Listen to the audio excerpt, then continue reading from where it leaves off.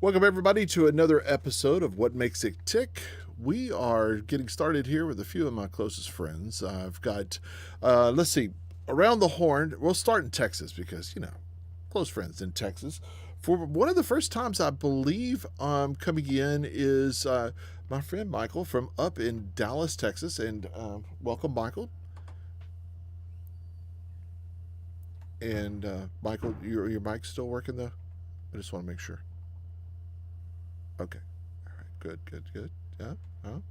All right. And then we have, let's see, we have from the big town of Seattle all the way up north. We're going further north. We have Guy. Welcome back. Hello. Greetings from just north of Seattle, a little town called Marysville, Washington. So I forgot to ask you again, how far from Vancouver are you? I'm actually not far at all, about an hour's drive to Vancouver, depending on the border checkpoint. Sometimes it's empty. You can blaze right on through. And sometimes you get stuck there for hours at a time. I know from experience, say the least. And welcome back from the big town of Utah, our big state of Utah, right? There he is. Utah as a town. There's a lot of towns that are bigger population-wise than our entire state, but there you go. Yep. So, all right. So, what is the entire state population? I haven't checked recently, but it was just shy of 3 million last I checked. Yeah, that's less than Houston, next door.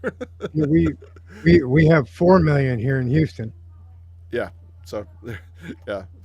Yeah, I was looking that up because it felt like it was a whole lot more the other day whenever I was there for the weekend with the family for a couple of things. And then, just bringing up the back end, Doug, I'm going to have to put you in here just a second. I'll get you into place. And we have Doug Ferguson coming all the way from Indianapolis. He is preparing himself for the big race because everybody in Indianapolis goes to that race. Is that right? Oh, sorry, Doug. I had you about. Now I got you unmuted. Go ahead. In Fort Wayne, I have moved back to the fort. But you work in Indianapolis every other day. So how do you do? I do. That? So, yes, I spend a lot of time in Indy, but home is Fort Wayne. Gotcha. Home where the cats are. Where the cats are. Okay, so that's the key is where the cats are. Okay, gotcha. Where the cats. Okay. So today, because we have such a unique variety of people here, and that's why I invited these specific people to kind of be here for the show, is I wanted to talk about remote production a little bit more and kind of gauge a little bit. The last one I was looking through the YouTubes that we had archived and all from the other What Makes It Tick shows, and remote production is almost about a year ago is when last time we talked about it. So that was the kind of the idea that I wanted to just kind of touch on a little bit of see where we're at, see what's improved, see what still needs to be improved, that kind of thing. And I invited Doug. Doug has to kind of duck out a little earlier, so I'm going to ask Doug a couple questions to kind of lead us off because he's done remote production for me, and just recently he's been doing remote production for some others also. So I guess that's the case. Doug is let's start with what have you been doing lately that you've been working on, and what do you think about that experience? Because you've done both TDing and also replay, I believe, right? Actually, directing. Well, directing and TDing was my last gig that I did, and it was for some professional rugby. And so I had 3 stream decks set up and was controlling a vMix system on the other end to direct, and it went pretty well for the first time, except I didn't know what the heck was going on with rugby and the sport itself. So when the referee would blow a whistle and something happened, I had like, and they got on the scrum, I didn't know what that was, but I quickly learned after working a little bit. But yeah, and then I've also done some replay for Jeff, and for tennis. So all from in front of this desk. So on your experience with the rugby, how did that come about? How did you, in talking to the client, did they reach out to you and say, hey, we're going to do this remotely, or was it one of those things that was just kind of like, well, I can't travel in at those dates, what if I do it remotely? How did the conversation start?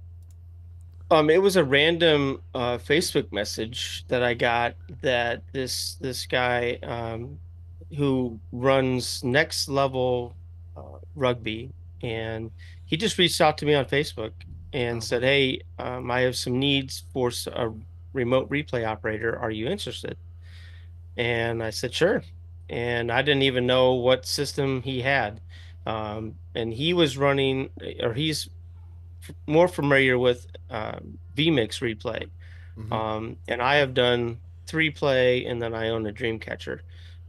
So it's interesting. I have yet to do replay for him, because the first game he actually needed me to direct, because another game got thrown in last minute. So we were using Unity Comms, and he was on another group and I was on one group, but he would once in a while check in on my game, and then I'd hear him on comms like, hey, that was a pretty good replay that you did, because I was actually kind of running everything. I was running my own replays as well.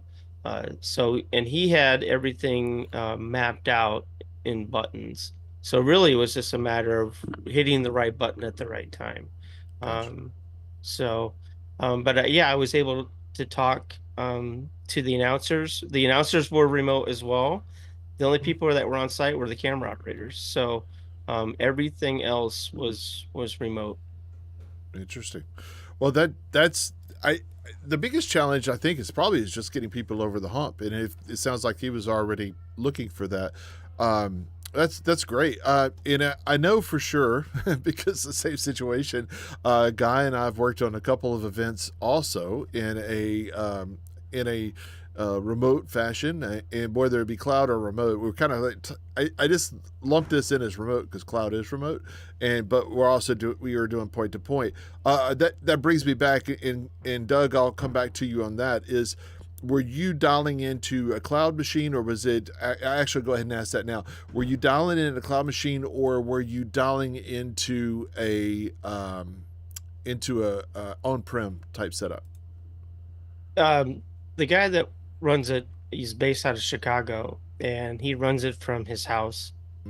So I was logged into his machines at his house. Okay. So they weren't in the cloud per se. So they were directly in his house. And then the last time I tried to work, I was going to be a replay operator, and he was directing. Then all of a sudden, at the very beginning of the game, he had a power problem. So I was the least important machine. So he's like, hey, Doug, I'm going to shut you down because I don't want to, risk losing the show. So he actually had a UPS problem.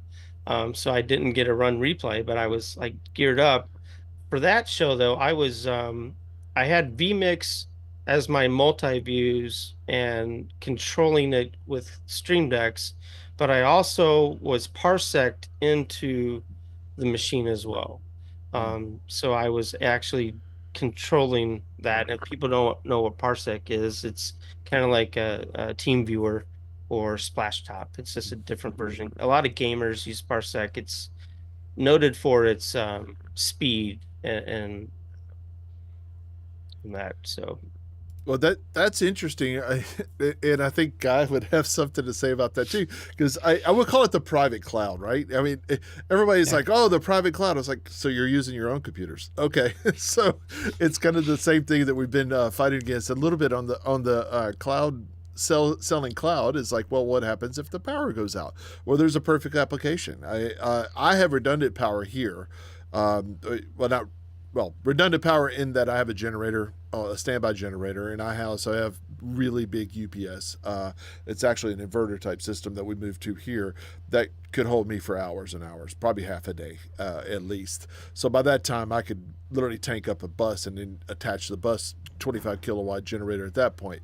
But Guy, what are you doing now in your data center, private cloud? Yeah, and things? I'm trying to budget for a bigger option. It's funny because my son works for a cellular tower installer, and so he's always bringing home these just massive, big backup generators, like the Kohler types. And I'm always just like, hey, can you give me a good deal on one of those? Because I just have a couple of the smaller, like gas up ones. So I have a couple of UPSs. Every machine has a UPS, but I want to get bigger ones to last longer because we've had a couple drunk drivers hit telephone poles nearby and knock off the power in the middle of the night, and then I'm like all groggy trying to fire up the generators, and I'm like, okay, I got 2 hours run time, but yeah, that's basically about all I have, and without investing more. So that's part of what's slowing me down is going, where do I draw the line between that 99.99% guarantee for an uptime like you would get at a real provider? Because basically the gist is I have a 10 gigabit connection coming into a residence here, which is truly unique. It's the fastest in the United States. It's $300 a month. It's super reasonable. And I've got a couple clients that I just have them pay me a couple $100 and they can park their machines here. But the nice thing is it's unlimited data. So there's no ingress, no egress. So compared to like what happened with Doug's machine on productions like that, I really like having it in the cloud, because then on an AWS machine, power's not a worry. If I get knocked off, I could just still fire up Starlink or cellular or an iPad or something, and I could go forever. To the cloud. But yeah, to the cloud, control an instance parsec or whatever in the cloud. So that's the benefit of real using Azure or AWS or Google Cloud. So you get these pros and cons to, do I fire up all these instances and have 5 machines running up there, and now this sudden my production's costing me, if it's a 3-day event, a couple grand, versus just buy a couple $1,000s worth of machines and park them here. But now I got to invest in bigger generators and all this stuff. So it's all a spreadsheet game right now. Is just how much do I really want to invest into this? Yeah, Michael. Hey, what UPSs are you guys using? For me, I use APCs. They're pretty much my go-to, but I got tired of changing out the batteries in them. It seems like I was going through batteries probably every year, and that's probably a recommended thing.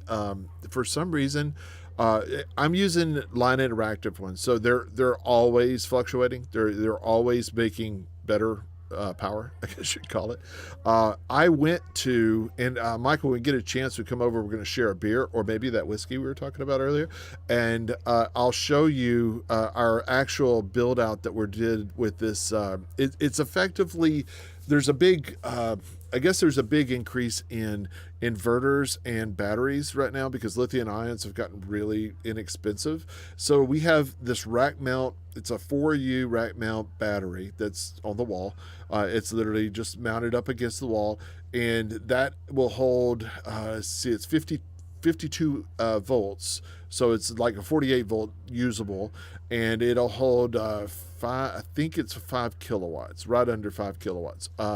So it's a lot. It's a lot of power in that one box. And then it goes into an inverter. I basically made a really big UPS. So that's my primary now. Now I do have smaller APCs at the desk and things like that on a few of the machines. But for my main rack, that's what everything runs through that. And then into that inverter, I have shore power going into that inverter. So it's topping off the battery at all times, but the rack is actually running off the battery at all times. So it's what we'd call an online UPS in the UPS world. What are you using over there, Guy? What do you have? It's a CyberPower PR2200 LC. It's a sine wave. It looks like 2150 VA. It's one where it's it'll give me a couple hours of runtime until I can hook up the generators, and then 1,500 VAs on all these other smaller machines that are the desktop style machines. I've got 4 of those 1,500 VAs, and then the rack is powered by that PR 2200. What about you, Greg? What do you do on the generator, or not generator side, but on the UPS side? Uh-oh. You're quieter than we expect. Yeah, for an audio guy, especially. Oh, sorry. I keep forgetting to hit my little button. There you go. Yeah. So I'm running basically consumer cyber powers. They are line interactive. I don't like anything else. That's the way to go. And most of them will give me about maybe 15 to, I guess on the network core might run closer to 30 minutes, but the workstations will run a solid 15 with everything. But we have a whole house Generac that it's 25K. It'll run the whole house. It's the equivalent of the line voltage that I get from the power company. So that takes never more than about a minute to fire up, stabilize, and then switch over after the power company goes dark.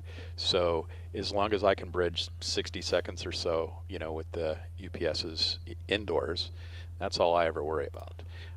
And that's the Generac is powered by natural gas, so I don't have a nice sour fuel or a replaceable fuel problem, unless natural gas gets turned off. But when was the last time you ever heard of that happening? And then we also have what do I got? I think I have 2 3500s and 3 2200. Just portable. Little like Honda. They're actually Predators. Yeah. That they sit out in the garage in the back that we use for remote setups and stuff. Sure. So if all goes to heck in a handbasket, we can always tote those out and run some extension cords in through the window door or whatever. But so I feel pretty comfortable power wise here. What about you, Doug? I know in your previous house we talked a lot about power and stuff because you were tapping it out there. But you're in a different house now.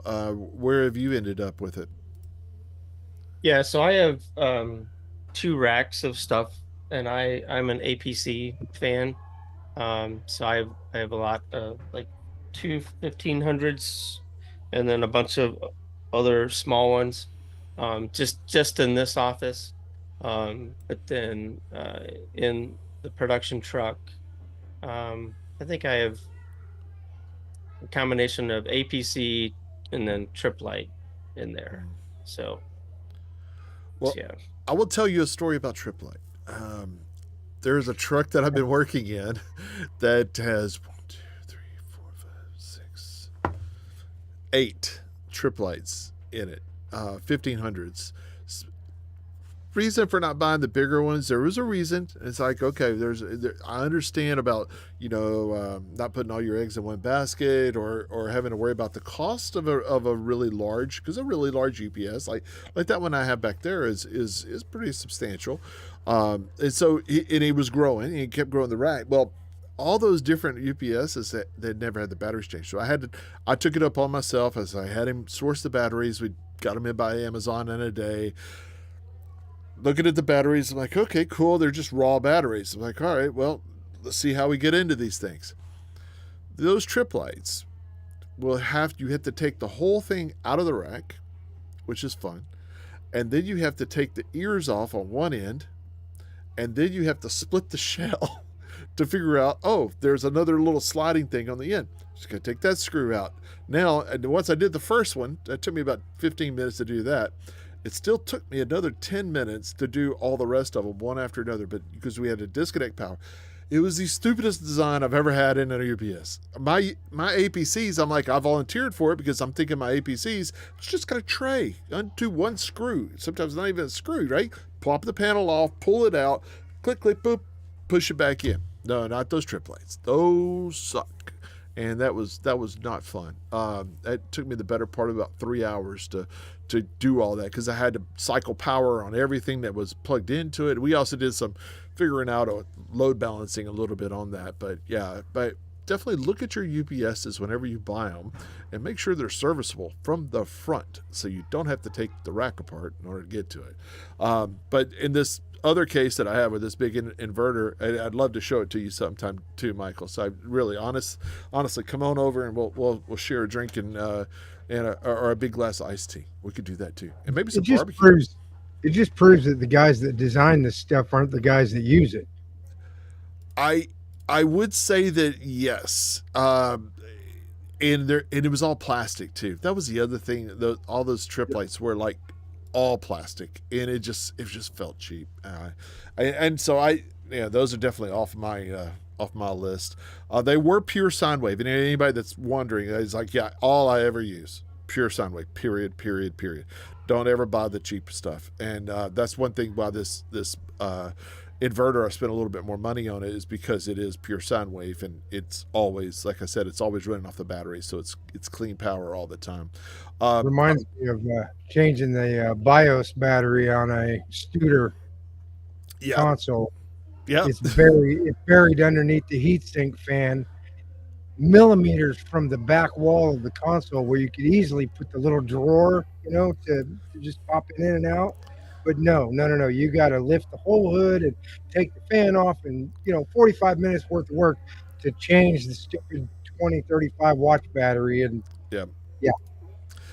How about so Michael, and I invited you in, and thanks for reaching out and asking about being part of it. What about for you, mostly audio centric, what are you doing in remote production? Are you seeing an uptick, or is there anything that's happening in your side of the world? I am seeing that, especially the church atmosphere has gotten that bug recently, and I see ads for people looking for people to do the remote work like all of the time.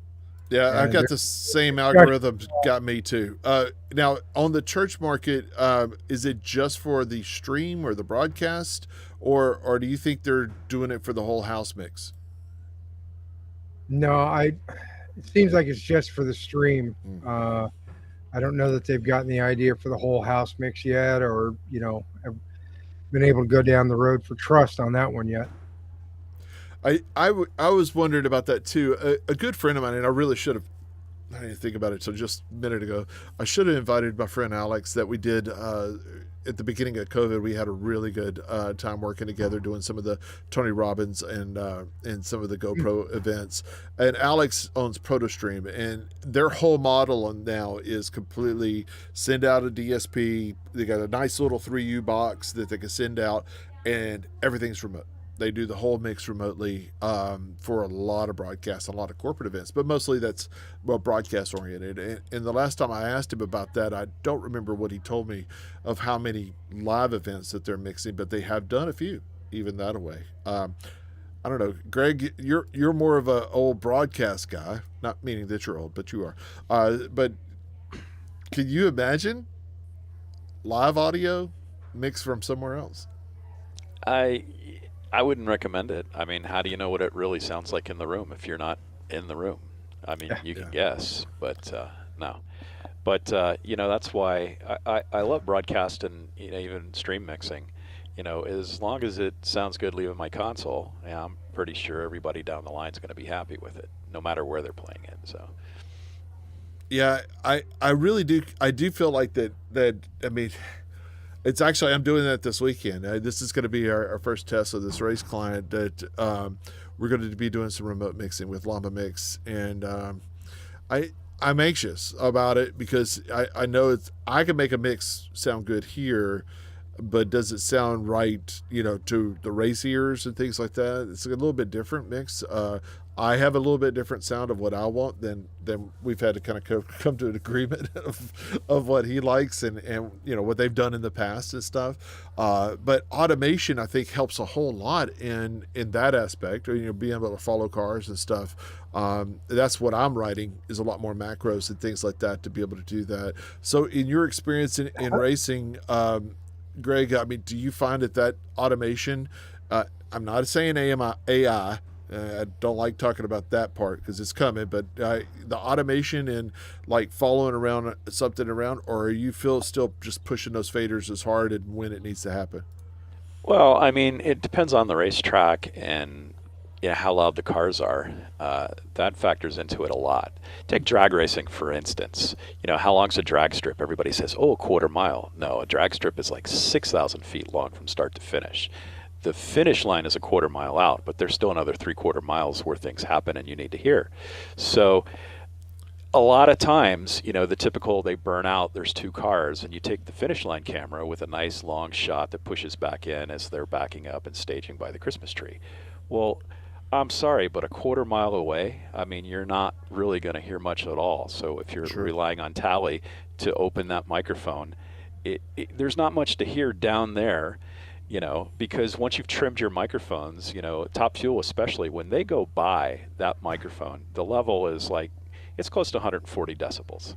Okay. And when the car isn't going by that microphone, the ambient noise at the racetrack is like 80 or 90 decibels. Well, the difference, even in 80 and 90 is really loud. I mean, you're talking about the crowd, the PA, Right. and all that stuff. Okay. That the difference between 140 and 80, I mean, that's 60 dB. That's almost from full on to off. I mean, Right. 70 is considered pretty much the bottom of the fader throw, so it's almost like a natural gate. So Right. you've got that happening in almost any motorsports event, so, and zoom lens, that zoom lens can look a lot further away than that microphone can hear.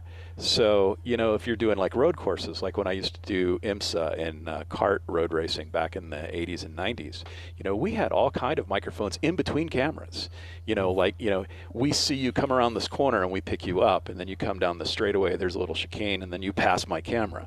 Okay, well, you've got a downshift and then re-upshift on either side of chicane. So we have fill mics on either side of that to hear the downshift, you coming into that, and then getting back on the gas. And then eventually you'll go past my camera and we'll hear you on the microphone on top of my lens. So how does Tally, mix in the intermediate mics? And even AI is, they'd have to know a lot about, what we racing mixers would know to fill in all those gaps. I would say the thing on the AI side of it too is, and there was a company that was doing something that's similar to what I was thinking, but even in the automation I'm doing is with Tally and basically a simple way of doing it. But this other company that was doing it, they're a Spanish company if I remember right. They're doing it on football pitches or soccer pitches, so that's a little different. And so it was all contained in that area, and so as they were following the ball around, it was mixing spatial with AI also, so it was a little bit different than just Ooh. following something. Yeah, it was pretty interesting stuff. Well, and I mean, the ground that you have to cover. I mean, football is 100 feet by 300 feet.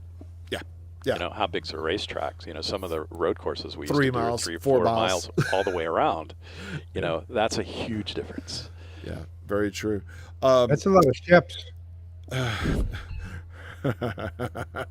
Yeah. It's definitely a lot of steps, a whole bunch of steps. No. Ships. Oh, yeah, very true.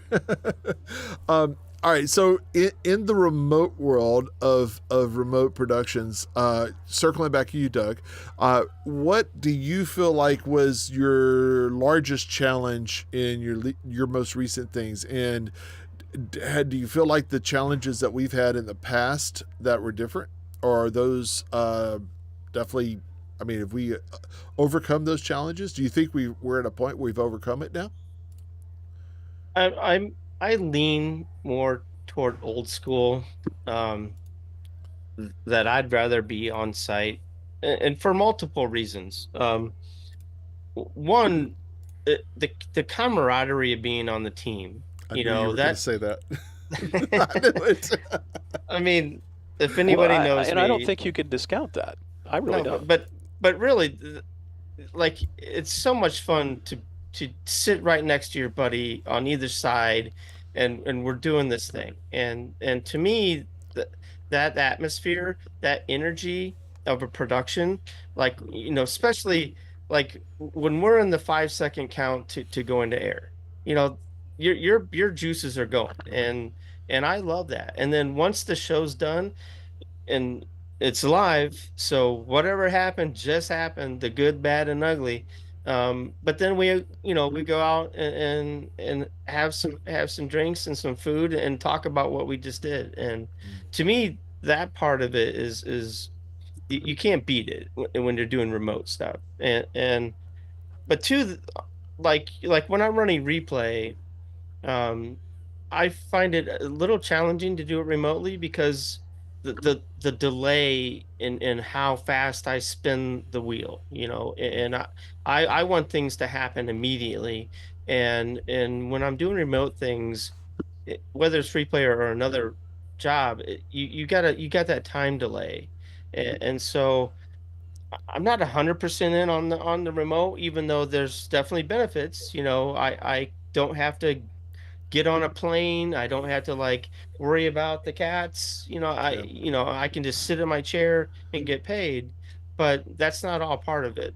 So I'm kind of torn on the remote, like going all in on it, but I do remote things too. I go sit in my truck in the driveway and I have people remote into me and doing shows and Yep. doing things. So um I mean, it is what it is in our world, and it's not going away. So I have to embrace it, and but to me, I just do the job wherever it is. If a job comes to me and they want me on site, hey, I'm on site. If it's remote, all right, I'll do remote. But um, yeah, it's the camaraderie and that kind of thing that I love the most about being together. I mean, we're together on comms, and it's the comms is where it's at. I don't know if anybody really want to. Well, that's true. I mean, That's where the real show is. absolutely, absolutely. That is where it back is. channel. It's the when stuff is hitting the fan, uh, you hear it. And yeah, I mean, Jeff and I were on I don't know if you want to talk about the real disaster show, but man, I was on comms and I just was feeling the tenseness of people that were on site, and here I was, 2,000 miles away, and I couldn't help. And Yeah. that part of me is like, oh, if I was there, I could offer some assistance on how to solve problems, but I wasn't. And I just felt the people on site, and there were internet issues, I think was the biggest problem of that show, which had nothing to do with the production. Yeah. It had to do with the venue. And and that's another downside of remote, is like you are reliant on a single cable coming in to a venue. And then when if nobody thinks about, oh well, when we turn on the Wi-Fi for everybody in the venue to all their phones, and then production goes, slows to a creep, you're reliant on that. So I mean, there's good and bad in what we do. And if we can figure out ways to get the pieces that are stumbling blocks, alternate paths or backups. I mean, that taking amateurs versus professionals, we are designed for failures. Even at the highest level, Greg and I, we had to go to backups. you know but that's why we put them in there, because stuff happens. So that was a long answer to all that, but That's my fine. thoughts. I know. That's what I wanted to get together today about and talk about, is just our thoughts, because I know you've had experience with it. And a new person just came in, Mitchell. Welcome, and it's one of his first times to be on the show here. I Hey. want to say hi. Hey, welcome. And Mitchell, Hello. you've done a few remote things here and there, I understand, right? Yeah, I guess I should disclaim that I'm a new age kid when it comes to production. I started during the COVID times, so there was no prior history of everything being on site for me. I learned in the remote world, where that was all we had. VMix kid, kind of graduated from that after we got back to being on site. But yeah, for me, it's always been the normal and what we have. I agree that it is nice to have that in-person experience, connecting with people. But for me, at least personally speaking, I don't find it to be that much of a leap either way. and in terms of like latency, maybe it's just the tech that I've been using, but I haven't noticed any significant challenges with that, being on replay specifically in my case. These days, I actually do what's, I guess, kind of like the in between of all this, which is a remote broadcast center. It's the one Riot Games has in Seattle. So we have that kind of like, we are remote, but we also have like, it is a team of people who are remote. So kind of get the best of both worlds there. Are you going on site to the center and then working from there? So you're working across the oceans or whatever. Yeah, correct. So like, for example, in August, we supported an event in Korea, but yeah, the team all goes into the site that is here in Seattle, but we are supporting the event that is across the ocean. And if I remember right, Greg, you've done that too for NBC, is right? Yeah, you flew all the way across the country to work a remote event. Yeah, well, their version of remote's a little different. They bring resources in directly to the mothership building. So basically, they just moved it where the truck is. The show pretty much works the same way.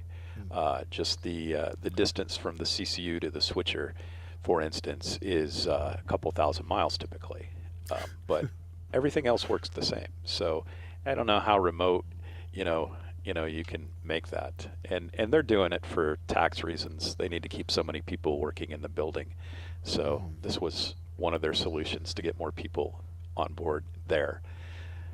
That's nuts. I find Isn't it. it? Yeah, it's so nuts. All right, so in your experience, and you've done both cloud in different places. I'm speaking to Guy. You've done cloud in multiple locations, with the cloud resources being multiple locations, and then of course your own private cloud and everything there too. Where do you feel like you are in the latency world? I mean, do you find it a little bit of a challenge? It depends on what the source is, and if you can build in the delay. So if it's SRT coming up and you know what the latency is and everybody's on the same page, then it doesn't really matter because we're all seeing the video come in at the same time, and so it's almost irrelevant because we can all just time it. What is a little crazy is if you have a faster connection, like I have a 0.9 millisecond latency here, which is bananas. Wait. 0.9 millisecond. 0.9? Really? Yep. I on my hated- primary. On my I backup, hated you it's about like this much, but then now it's starting to grow. Yeah, it's pretty bananas. So here it's super fast. Even if I let somebody edit on a Final Cut Pro machine here, like they're not feeling it as much as they would if they had to go to somewhere else that's not got that kind of connection. I mean, even AWS, there's some hops in there that are actually slower than what I'm able to dish out of here, which is just crazy to think about because there's just less hops. But then the other thing is a lot of people are using Zoom these days, and the contribution is 5 megabit, and the conversation is like 50 milliseconds or something like that for Zoom. On So average. yeah, so everybody kind of knows the rhythm and knows what to expect. Now, all of a sudden, if you're talking about live views and you got that delay and it's got to go all the way back to the in-ear, then it almost feels like satellite again. So it just depends again on the contribution, where it's coming in and how fast you need to cut it and where everybody else is. Because even Unity over my ear, depending on, there's a slider there for latency, depending on where they're at, if they're connecting to a cellular tower, that from the time that they make the call to the time that I hear it going across the internet, that could be 100 milliseconds of additional latency. So now all of a sudden that call, or that if I'm operating camera and I have to make a move, you feel it in sports, even when we were in Delray Beach, I could feel like the director's frustration as he would tell me to go chase something. And I was like, man, if I had just that little bit more, dialed in Dante or real Boleros or something, real comms, I wouldn't have that delay. So there's pros and cons to all this latency for doing remote production and talking to people on site and communicating, especially if they're all around the world, because then you're going underneath the ocean, you're popping back out, or you're going up to Starlink and then come back down. I mean, one of the things that's coming in the future is Starlink's competitor, which will be AWS, is SpaceX's competition, which Right. might pipe directly into AWS. Now all of a sudden we have even less latency because we could send up over those satellites and then pipe right into AWS. And now all of a sudden we have less latency. And in they're privatizing that whole network, and they're using their own private network, so it's going to make it a lot faster instead of hitting the typical thing. Greg, you wanted to add something? Yeah, NBC's solution. Let me just show you a few building blocks first. So all the cameras, microphones, everything, they originate on site, and then they all get encoded. They go over the internet up to Stanford. The entire production happens in Stanford.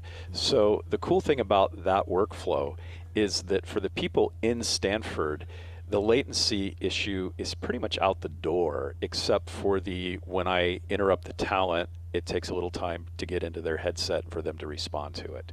So, but it's still pretty minimal. It's the round trip's like 2 seconds. But as Doug was saying, if you're remotely operating a vMix and I spin the wheel and I have to wait to see, the frames start moving and then moving back, and I'm constantly overshooting, or if you're trying to drive a PTZ camera and trying to, pull focus, you always go through it, because by the time you get there, you need to stop, but you haven't seen it get there yet. So the latency of all the signals arrives in Stanford at the same time. So from Stanford's perspective, the way the show works, because from that point it comes out of master control and it goes into all the devices, goes into the replay, goes into the audio board, goes into the monitor wall for the switcher, so that if the director is looking at a camera feed, it's 2 seconds delayed maybe from the actuality on site, but in Stanford, it's in relation to everything else you see in the monitor wall, and you're seeing it come in and reacting to it live just like you would in real time in the truck. So that workflow takes care of a lot of that, but there's a lot of encoding and stuff to push. Because we push, typically, and most of this is golf that I'm working on, and even a small show, we have probably 35 video sources for cameras, and we've got well over 100 audio sources that we're pushing from site to Stanford to make the show happen. And then, if we did some of the bigger shows, and this is one of the reasons why shows like Augusta National Women's Amateur, the Women's Open, the Men's Open, they're still on site because, Masters, we have over 150 cameras on the golf course. CBS does. At some point, it's just not beneficial to have it on site. And moving that amount of audio and video. And we have, and I was just doing a feature group, and they still do some of those in Stanford remotely, but I'm on site doing one of the feature groups, and we do that whole show in True 5.1. So every microphone is 4 channels. It's 2 front, 2 back as a minimum. So I've got over 350 audio channels that come off the golf course. So, and we do push that entirety up to Stanford, but audio is fairly easy and low bandwidth, and the feature groups, they only have a couple of router feeds, and then maybe 6 cameras that are unique to each feature group show. So video-wise, they're not pushing a whole lot. But but just the way they set it up and the way they thought it through, and it works really well. And that's really the difference between what we're talking about. Remote production, that's a RIMI. What you're talking about is effectively a RIMI, not a distributed production. So a RIMI is bringing all the content back and then mixing it in a data center or an MCR or PCR or whatever that happens to be on site. I'm more familiar, though I've done that. We've done that into our location here, but I'm more familiar with doing it in more of a distributed workflow, where everybody's spread out and you're just wherever you are is where you are. So in working like that, Mitchell, did you find that most of your experience, are you doing it in distributed workflows, or are most of it's over there at the Riot building? Yeah, if you asked me that question like a year and a half ago, I pretty much entirely did distributed workflows, and then I've been working in that facility for the bulk of my work the last couple of years. So nowadays it's just like the full RIMI, like the Stanford facility. It's basically an analog to that, but for Riot Games. But going back to like distributed, that was pretty much my entire journey getting started in production, and I still do it a fair amount today. And so that's where I feel the most comfortable. I get that can have a lot of drawbacks. There's a lot of potential gotchas, but I personally like it a lot, even with like higher pace stuff like replay. And you're located up in the northwest, also, aren't you? Yeah, correct. I'm in Seattle. So Okay. I've worked with people Boston, the UK, San Diego, LA, From just kind of wherever. wherever, Yeah. wherever. Yeah, exactly. Yeah, and that's kind of like we're working with people from all over the world too, and I don't know, it's just we started even thinking I don't even think about it anymore. It's like, well, who are you talking to? I was like, I don't know, it's this guy in Manila, and it's like, really, yeah, he's in Manila. Yeah, like the Philippines, little island over there. Yeah, so we don't even think about it hardly at all anymore because it's just like second nature. And then I have other clients. They're like, "Well, you're going to be able to fly in, right?" I'm like, yeah, if you need me to. I'll be on site to do the thing that I could easily do from wherever, and I wouldn't probably charge you as much because I'm going to be gone for 2 weeks. But yeah, those are times changes. So I don't want to touch on the pay side of that because I think that's a very sticky situation and it will change. I feel like my feelings are when this whole remote production, cloud production, everything like that, it's not a way of doing it cheaper. It shouldn't be a way of doing it cheaper. And that's all I'll say about that. It should be the same rate for the same talent, no matter what. That's the way to. I see a lot of. I know everybody else. Everybody else can see the view. I see with the multi-viewer, so I'm seeing nods. Okay, so we're seeing nods. I don't feel like that doing it remotely. It does save, to me. It does save travel. So it saves the client travel, which can be substantial, for sure. For me, it saves me wear and tear in travel. I don't like. I love traveling, but I don't want to travel for all work all the time. So I don't necessarily want to go out and spend a day jumping between airports and things like that. So, Guy, you've traveled down to work with me. What would be your preference now? What would be yours? I don't mind a mix. I mean, back in the early 2000s, I used to be a Final Cut trainer and I was teaching video production, and they had me going all over the entire country, hopscotch. And I mean, in 17, I did 17 cities in 30 days. So I was a total road warrior. I mean, that's all the major cities in the entire United States that they had me bounce. So I got to experience it. And it's one of those things where you go, why do I even have a house? Like I'm on the road so much. And so that's when you start to ask yourself, like, is it too much? And when you're young, it's fine. But as you get older, it's kind of like, man, it is a lot of wear and tear, especially if it's back to back or if you're only home long enough to do some laundry or maybe not even that. It's like get some rest and then get back in the car and go back to the airport. It's kind of a nightmare. So it just depends on how your schedule gets booked. If you're completely filled up and on the road, then it wears on you and it starts to become a drag. So I like a mix of it. I don't mind going different places a couple times a month, but yeah, it's a balance for me. Yeah, all right, sure. so Greg, what about you? You guys are such lightweights. 30 days. Oh my God. For more than 2 decades, my average number of days out of town was over 250. For more than 2 decades. Digest that. Yeah. You guys are such lightweights. And I'm not anywhere near that anymore, but yeah, I did about 100 days out of town last year. I consider that a light year. Good balance. But yeah, I mean, I do like being home more these days, so that's cool. But yeah, given the choice between remote and on site, I mean, I'm just been an on-site guy for so long. I do prefer that. There's a lot more things that you can see and have access to on site. Golf, for instance. One of the things I do is I drive around the golf course. I will steal somebody's golf cart day one, and I will drive all 18 holes. And it's helpful for me sitting in the truck to look at a camera shot and go, oh yeah, that's 17 green. I know that because I drove past it the other day. That helps me make the show so that when that pops up, I don't have to wait for anything. I instantly know that's 17 and I've got my hand on the fader already. So, those things like that you don't get when you're removed from the event site. I would agree completely with that, and that's something I making myself do a little bit too. Instead of just going straight to the truck and going to work. It's like I need to get a feel of this, like the track where we're at, whatever we're at.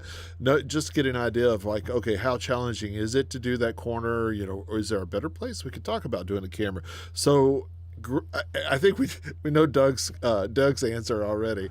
Doug, if it was on site or remote, what's it going to be? If I could bring the cats, it'd be on site all the time. Okay. One just jumped on my lap here. Yeah, well, you do have yeah, an it was- addiction. Yeah, it was interesting. I did my first real video V1 or show, and the first thing I did was go into the arena and stare at the floor for like 5 minutes straight, just to get my eyes, because I was doing the in-house show, so my colors for the cameras had to match what people saw. So so I had to be in the venue staring at the floor, looking at the shades of colors and that. And it was pretty interesting because one of the ICs came in my room kind of halfway through the show and was like, "Hey, your colors look better than the broadcast." And I was like, "Hey, at least Well, I did technic- something right." It should look like. I mean, it should look like it is. That's the whole idea behind it, right? That's the way it should be colored, in my opinion, at least. All right, so Michael, where do you come in when it comes to doing remote or? I mean, you travel for work, period. So I used to. I've come off the road a ton. I was like Greg. There was, I was gone more than 60% of the year most of the time. But there's a certain vibe, a certain feel that you can only get from being there at the event. I can count on my hand a couple dozen times at least where being there on site made all the difference compared to trying to do something remotely. So yeah, my vote is still being on site. Yeah. Absolutely. I think it does depend on the situation, and there's always pros and cons. Yeah, in a perfect world, right, we'd all be set up at a Four Seasons and have plenty of extra per diem at the end of the day, and catered meals and all that. But in the real world, it doesn't ever happen. At least not in my world. All right, so Mitchell, in yours, your preference, being that you've just got started in this, what is your preference? You would rather be on site with a big crew, or you cool with just chilling at home? You're making me feel old with 5 years being just getting started now, but I don't actually know. I mean, personally, I value my free time a lot, so being close to home is great for that, especially in the summers here in the Northwest. I don't particularly fancy, like, I have work coming up in Austin in June and like New York later in June. It's like, yeah, cool, I get to like go to another place, but I'm not going to be just like enjoying a brisk walk out there at that time, like I would be back home paddling around. So from that perspective, I prefer to work remote, so I have access to home with my friends and my family. But there's also nothing wrong, and I do enjoy the challenge of going through, going to the unfamiliar place, get to work, just head down, go to the hotel bar afterwards, go to sleep, do it all over again, repeat that, a dozen, 2 dozen times, and go home. Yeah. And getting to know the people while you're there. But Yeah. It depends, right? It's so much of it. It just kind of depends on the situation. I thought this was a great conversation, guys. This is exactly what I kind of wanted to get a feel of the difference, and I think we had a pretty good variety of different ways. And being that I'm in my 40th year of being in this business now, I was really just kind of thinking about. Michael's like, oh, whatever, and Greg's like, whatever. Like, but I just started thinking about this earlier last week when I was on the road. I was like, 40 years, wow. But I have seen so much change so over the time and all, and it's hard for me at many times to imagine. And I wish I would have had what we have now 10 years ago when my son was like in school. I was having to fly back every week and do football with him and things like that. And it was a lot more on me. I could have been doing a lot of that. We were starting to do remote stuff at that time, more so when we were doing tennis, more and more. But I felt like that now I feel like we could really be doing a lot more. I just feel like that things have improved. As far as your wishes, so we're going to circle around the horn one more time. Your wishes on what is the main thing you wish would improve so you could do specifically remote production. And so we'll start off with starting off with Guy.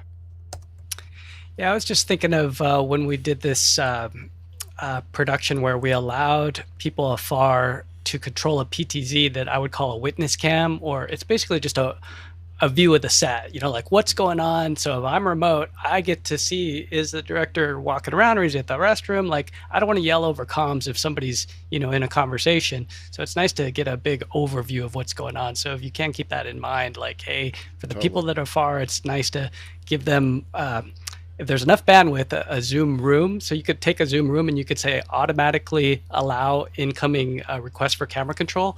So you could plant 2 of these cameras and then let other people afar frame up those shots. So then they can see what they want to see and what's going on. So something to keep in mind. Perfect solution. This little guy right here.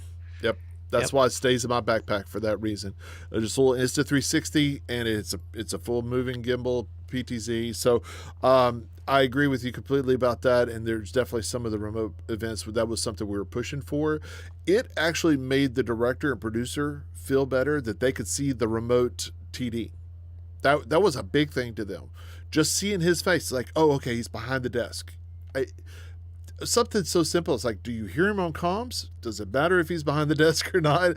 But that was just one of those things that was call it a confidence monitor, confidence camera, however you want to do it. I do feel like that is something we should be thinking about all the time. All right, so Greg, number one, what would you want for your biggest improvement in remote production? First, let me say that Snoop camera in my room is the first thing I disconnect when I walk in. Sorry, nobody's watching me. I've become very accustomed over the years. Audio is the only guy that has his own space in a broadcast, sports broadcast.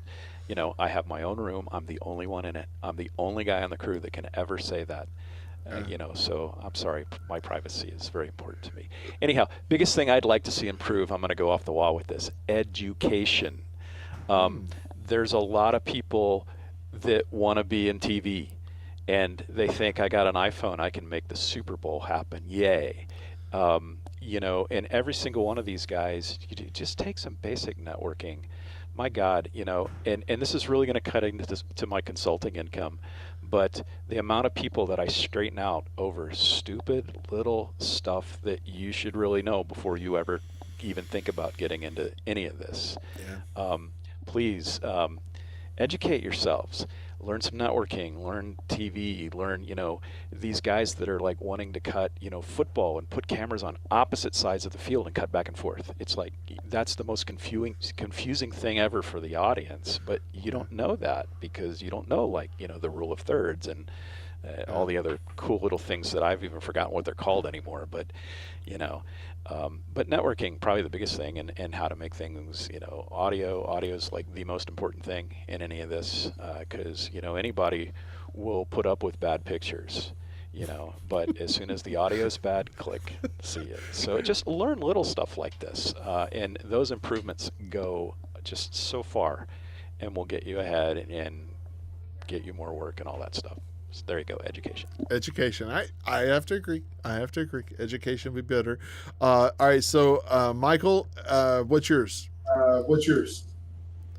I'm right there with Greg. Instead of trying to learn the tricks of the trade, learn the bloody trade.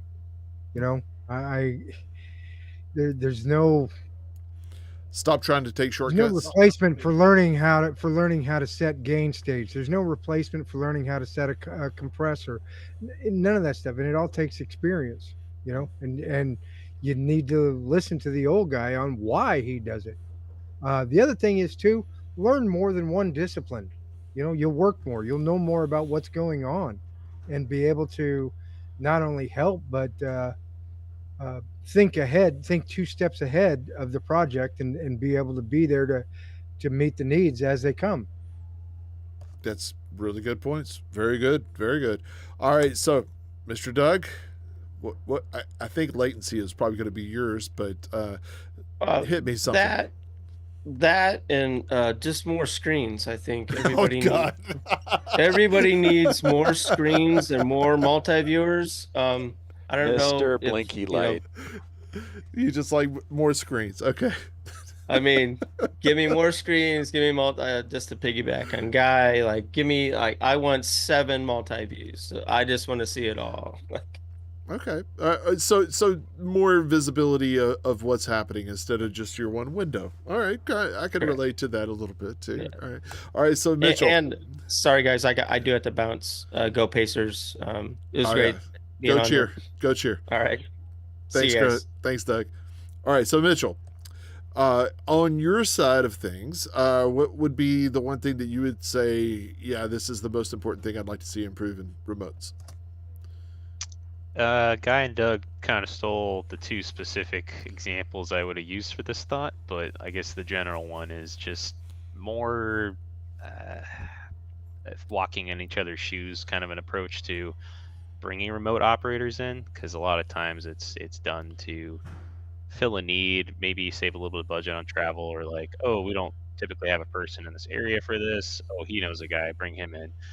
But they don't think about like the remote operator experience, so they are missing stuff, like sometimes even just missing like a well thought out comm solution. I've actually worked with like teams where they just talked in the room and they didn't use comms, and so I was just kind of interfacing with the director, but everyone else going in there, like I just had to make up the conversations and calls in my ear of what people were communicating, or who was busy, or who was talking to whom at what time.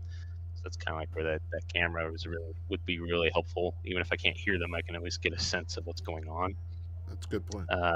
I once had a tech call time of 8 a.m. and kind of just sat there and kept checking in, just being told like sit tight for like 5 hours until we started doing some stuff with my role. So just sometimes people don't like try to think about like how are we actually using remote operators, and like when are they needed, how are we communicating with them, how are we making sure they're like being utilized effectively, whether it's and how they're plugged in. So like more screens, making sure you have a program return sounds like a no-brainer, but I've worked with teams that kind of went like, oh shit, you need one of those. Yeah, of course you do. Yeah. I can always send you what I got, but like, how am I supposed to know that the show's looking the way it's supposed to? Well, I like to use. Honestly, I like to use those remote guys, like Doug, for instance, and he's worked with me, and Guy both. It's like bring up the YouTube or what if it's public, that kind of thing, or the program video altogether is just like keep an eye on the stream because you're out there with the rest of the people that are watching, so at least you could give us a real world. It's like, well, we're getting a couple comments saying that it's stuttering. It's like, Doug's stuttering for you. No. Okay. All right. Well, then it may just be that person or that area or something like that. At least we know some extra QC capabilities. I agree with you wholeheartedly about the using remote talent and in remote productions. It's a knack. And you have to be very conscious of their time too. I hate just people just sitting around, period, whether they're on site or off site, either one. So I'm trying to think through those things. It's like I probably cut my remote operators, I'll probably cut them back. If we were saying we're going to show up and do, say, tennis starting at 10 o'clock, we'd be there at 8 o'clock. I wouldn't have remote people on until 9. And that would just be because, like, what are you going to do? You're not going to do anything different than what you would do if you were here, but I don't need you here. And I wouldn't probably have them, like if it was replay, I wouldn't have them there at the same time of call as say the camera operators that have to go put gear in place. I do like to have a little bit of a cushion just to know that, hey, everything's working and that kind of aspect of stuff, but I definitely not 5 hours or something crazy like that. And it's hard, especially if you're not planning ahead for or familiar enough with remote productions. It's really hard to make sure those people are being used and utilized efficiently. All right. Well, I guys. got a question that Yeah, probably fire would away. need another session, but how do you test stuff out? I mean, do you get with your remote operators? How do you know how long to test out their end and feel comfortable? Because you got to have enough time to call somebody else in if that one's not going to work, right? Yeah. Yes, that is that is a big question. uh, I would say that that is another point that is probably most overlooked for in a lot of remote stuff, especially in the distributed workflows. That's where it's a bigger issue. If you're going into a facility like Mitchell's doing and Greg's doing and Stanford doing those types of, if you're going to a facility, there's less likely that you need to do a whole lot of extra testing and stuff. But whenever we're talking about a distributed workflow, like Guy and I've worked on a lot of times where it's we're just starting with a client or we're just starting with a new production, that definitely takes more time than it's expected to for whatever reason. That's it. Honestly, Michael, that is one of the reasons I built Nimbus, was for that reason, was to cut that time down. So that was to make it easier to get into the tools that you need. So the multi-viewers, the comms, all that was a part of it, because I was always hit with that same times. I called it the time suck. Is like, but basically it's like, hey, do you have this installed? Do you have this installed? Do you have this installed? Do you have the logins for this? Do we have to share you these logins? And going all down the list. And then, oh yeah, you're on a Mac. Okay, let me start all over on something else. Okay, these list of things. And so I think that time involved is grossly underestimated in a lot of productions, unless you're doing the same thing over and over. Whenever we were doing tennis remotely, I was doing the same thing with the same crew all over and over. So we sent out laptops that were pre-prepped and everything ready to go. And like Dwayne that was in Lafayette, he just had to turn on the laptop and connect to his network. And then we had a PepLink router that I gave him, that PepLink router had backups already in it. So we had 4G, LTE, and 5G that was in that router already, that he just plugged his other router into.